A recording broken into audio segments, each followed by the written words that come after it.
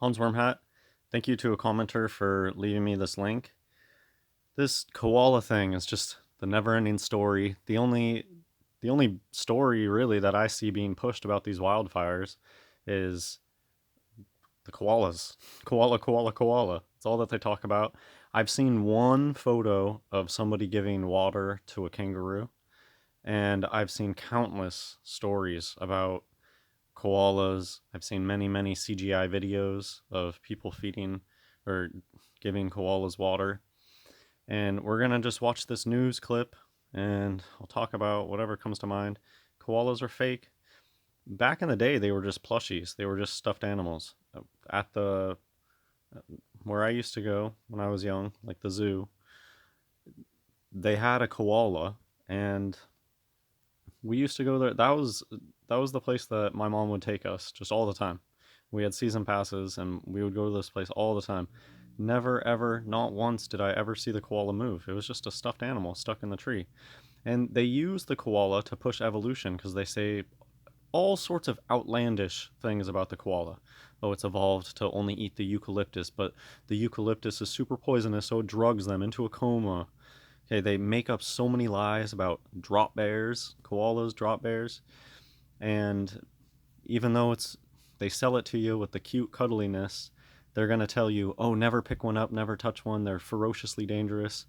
It's the same lie that they say with everything. They say that about sloths, another fake animatronic animal. Sloths, they try to tell you, oh, don't mess with a sloth, even though all the footage out there is moving super, super slow because it's just a robot. It's an animatronic. Look at the spiral, how they put the... See how if you're going to put a koala next to a blanket, you don't have a rolled up blanket. I mean, not a koalas or animatronics, they're a stuffed animal. If you're going to try to comfort an animal with a blanket, what are the chances that you like roll up the blanket like that? They're given a spiral. It's like hypnotic. If you've ever watched children's programming, tons of spirals over the whole screen for no reason, just in the background. Little spirals drawn over everything. Puts you in a hypnotic state. Let's go and start watching this. Okay, I'm just going to preface this with, they are throwing so many hand signs throughout this whole thing. It's just such a bunch of BS. And what's going on in the background, okay, the stories that they tell us are that koalas literally don't move and they just sit in the same place. And that's because most of their animatronics just sit in the same place. So that's why they tell you the story about, oh, they can barely even eat because they're just sleeping all the time. And because that's actually something, the koalas have a real big problem with the lore just changing overnight. Like it used to be a known thing that, oh, koalas are so stupid they won't even eat eucalyptus leaves like off of the tree. It has to be up on the tree. They won't eat off of a plate. And it probably just had something to do with they hadn't made the animatronics right yet, so they were just dumb and just sat up in the tree. And watch this video, how they have koalas just running around all over the place. It's like it's a different animal. It's like it's some animal that's super active. Anyways, hand signs are out of control on this video. Oh, I haven't muted. As well as our regular, that's just a stuffed one. How many have come in over the last sort of say 2 weeks? Look, it's not moving. So it's stiff as a board. Come in from the fire zone, a mix of really badly burnt. What? Injured, that's just a stuffed animal. Same thing with this one, the spiral. How many, Sue, out of that have passed? Putting you in a hypnotic trance with the stuffed animal. One koala so far, little Mary. She was very badly burnt, probably the worst out of all the koalas that have come in. And this person is so chipper, talking about all the burnt people, all the burnt koalas. And look, I mean, it must be tough on everybody. So whatever, this is top of the line animatronics. Look at Jurassic Park type animatronics, and then just see that this is not difficult to make animatronics like this. Look how awkward it is. We give it our best to try and keep wildlife alive, and we can see how the fires have gone through and devastated their habitat, and we're trying to save as many as we possibly can. And look, this is you don't.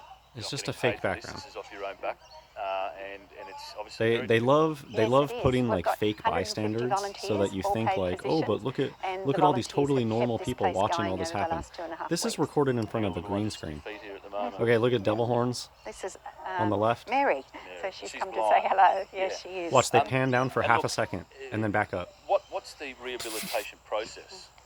So when the koalas Okay, come in from the search and diamond rescue sign. fire ground, what we do And is always rehydrate circling them. the So hands they've too. all been really badly dehydrated. We wait for 24 hours and then we anaesthetize them and we treat their burns. So that's a matter of cutting off the dead skin, bathing their wounds, putting on a cream to help the burns heal, and then bandage them. And then we change those bandages every 3 days. Yeah, wow. And always doing the diamond. You know, obviously, or triangle. Some of them, are they ever to be released back to the wild? Okay, watch how much acrobatics these are all wild koalas at the koala hospital, and our goal is to release them back exactly where they came from. And we'll try and rehabilitate as many of these guys as we can, and in about 6 to 9 months we'll take them back where we picked them up from and release them, and hopefully they'll go on to breed and repopulate. It's just CGI, and you can see, I mean, you can go watch this on your own and see how fuzzy and pixelated stuff gets around the action. The lighting never looks right. We've got 45 here now, and we can probably go up to 50. We've got a lot of backup. So Taronga Zoo has offered to take some of the overflow. Billabong Zoo has offered to take some of them. And then we've got home carers who can also take koalas. What can we do to help? What can people at home do to help? Because I'm sure there's going to be always with the diamond sign. We've got a GoFundMe account which people can log into, and it says Help Thirsty Koalas. We've been inundated with donations, which has just been a bit overwhelming. Which is the We're point. actually going to direct some of that they get all these donations for a fake animal. To establishing a facility because to they sell you a bunch of sob stories and try and repopulate the areas that have been look burnt how out. Look how messed up that the koala in the background is. And these are supposed to be animals that like don't ever move. Yeah, that's something that we'll do with great honour and great pride, and try and do it the best we possibly can. And how long have you been doing it? Me, I've been here 2 years. 2 years. And look, obviously it's very life-changing for you. Oh my gosh. Oh, it is. I'm loving so every minute of it. So I came from Sydney to a rural area, and it's one of the best things I've ever done. So what was with the change? Have you always been, worked with animals, or?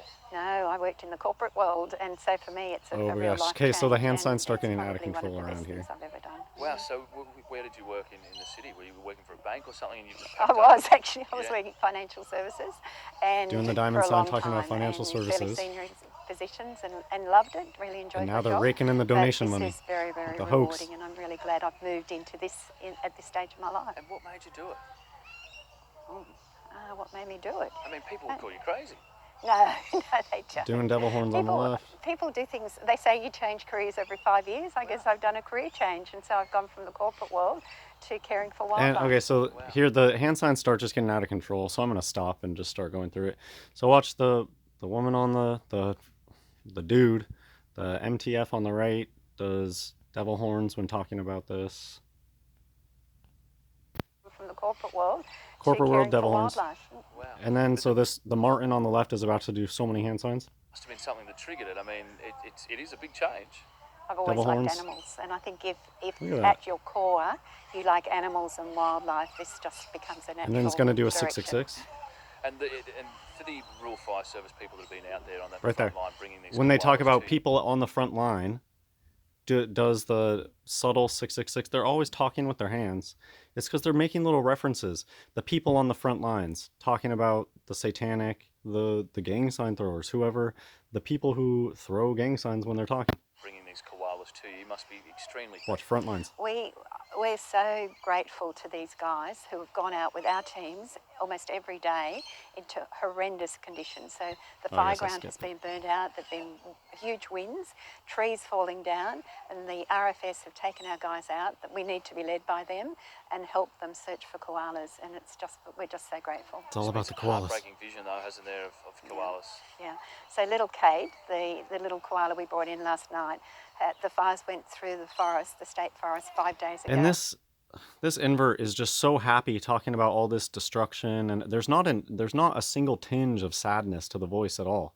How much suffering is going on, allegedly, but no, just total happy, duping delight. They know, they hear the ching ching noise in their head of all the donation money rolling in. And she's been sitting in ash for 5 days, and when we got to her, she was rising so thirsty. like a All she phoenix wanted to do out was of the drink water, ash. and she was so thirsty she didn't even want to run away. She just wanted to drink. Because generally they won't go near humans, will No, they? they won't. Koalas, they're quite soft. I think that they like throwing devil horns when they just do some basic deception. Like that Martin on the left just said, oh, they won't go near humans at all, and just flashes devil horns. People in real life do this too. My Rex bro will just be like holding devil horns while telling a story. Why do they do these things? They're so childish. Tree, and they don't mix amongst each other, and they certainly don't mix with people. You do an incredible job, and look, there wouldn't be anybody out there that wouldn't thank you. Thank you. There wouldn't be anyone out there who wouldn't thank you, and holding devil horns. Oh my gosh. All right, that's it for this video. God bless everybody.